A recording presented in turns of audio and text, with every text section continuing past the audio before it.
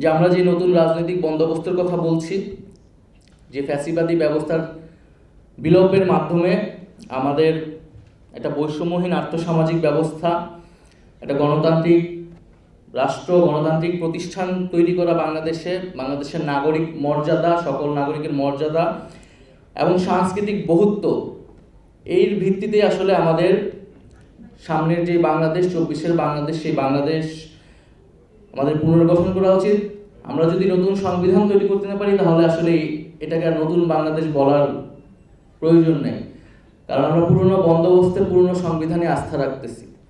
আমরা বলতেছি যে সংবিধান রোগাক্রান্ত হয়ে গেছে, কিন্তু সেই রোগাক্রান্ত রোগীকে আমাকে আরও ইনজেকশন দিয়ে দিয়ে বাঁচিয়ে রাখতে হবে। কিন্তু আমার সামনে সুযোগ আছে যে এটাকে নতুন করে তৈরি করার। মূলনীতির প্রশ্নে আলোচনা কিছু হচ্ছে, বিতর্ক হচ্ছে। আমরা ঐক্যমত্য কমিশনের কাছে যখন গিয়েছি, আমরা মূলনীতির প্রশ্নে কিছু প্রশ্ন তৈরি করেছি যে মূলনীতিগুলোরই প্রয়োজন আছে কিনা সাংবিধানিক কাঠামোতে। আমরা মূলনীতি রাষ্ট্রের ভিশন, রাষ্ট্রের ক্যারেক্টারটা ঠিক করে, কিন্তু এই মূলনীতিগুলো এরকম হতে হবে যাতে রাষ্ট্রের সকলে সেটাকে ওন করে।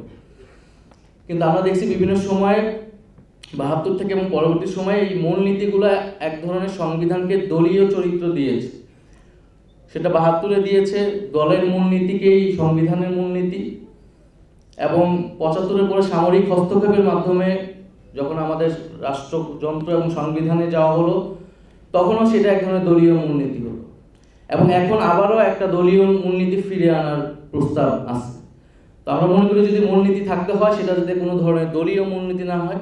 মূলনীতি মনে হতে হবে যেটাকে রাষ্ট্রের প্রত্যেকটা নাগরিক ওন করতে পারবে, এবং বাংলাদেশ রাষ্ট্রের প্রকৃত ভিশন, প্রকৃত মূল্যবোধ, চরিত্র সেই মূলনীতির মধ্য দিয়ে স্থাপিত হবে।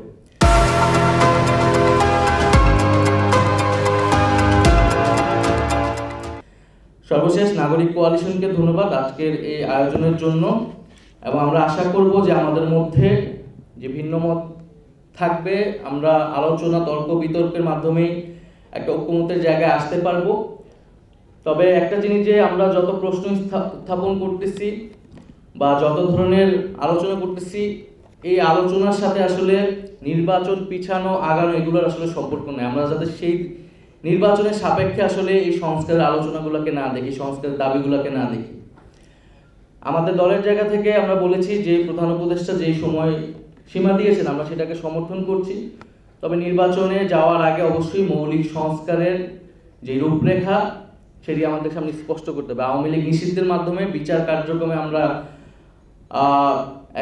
একটা অংশ এগিয়ে গিয়েছি, এবং বিচারের রোডম্যাপটা যদি আমাদের সামনে সুস্পষ্ট হয়, যেটা কতদিনের মাধ্যমে সম্পন্ন হবে, সেটা জনগণের ভিতরে আস্থা তৈরি করবে। আর একই সাথে সংস্কারের ঐক্যমতে আসলে আমরা কিন্তু নির্বাচনের জন্য আর কারো কোনো আপত্তি থাকার কথা না। ফলে আমরা আশা করব যে আমরা দ্রুত সময়ের মধ্যেই সেই একটা সমঝোতার মধ্যে দিয়ে এগোতে পারবো। আরেকটি বিষয় আমি বলতে চাই শেষে, যে রাজনৈতিক দলগুলো যদি নিজেরা আলোচনা করে, সমঝোতা করে যদি এগোতে পারে, এটা বাংলাদেশের জন্য একটা বড় উদাহরণ তৈরি হবে। এখানে মঞ্জু ভাই বললেন যে ডায়ালগের কথা, পিছনে ডায়ালগের কথা, এবং এই ডায়ালগগুলোর জন্য ঐক্যমত্য কমিশন, নাগরিক কোয়ালিশন বা অনেক সিভিল সোসাইটি তারা রোল প্লে করতে পারে। কিন্তু কেন রাজনৈতিক দলগুলো নিজেরা উদ্যোগ নিয়ে, নিজেরা আলোচনা করে কেন একটা সমঝোতায় আসতে পারবে না? আমরা যদি এটা আসতে পারি, তাহলে ঐক্যমত্য কমিশন, অন্তর্বর্তী সরকার বা যে কোনো ধরনের সিভিল সোসাইটি ছাড়া যদি আমরা বসে আলোচনা আসতে পারি, এটা বাংলাদেশের জন্য বড় উদাহরণ হবে। বাংলাদেশের রাজনৈতিক দলগুলোর মধ্যে যে আস্থার সংকট আমরা সবসময় দেখেছি, সেটা দূর হবে, এবং বাংলাদেশ যে ইউনিটিটা 24-এ আমরা তৈরি হয়েছে, সেই ঐক্যের জায়গাটা ধরে আসলে আমরা সামনের দিকে আগাতে পারবো।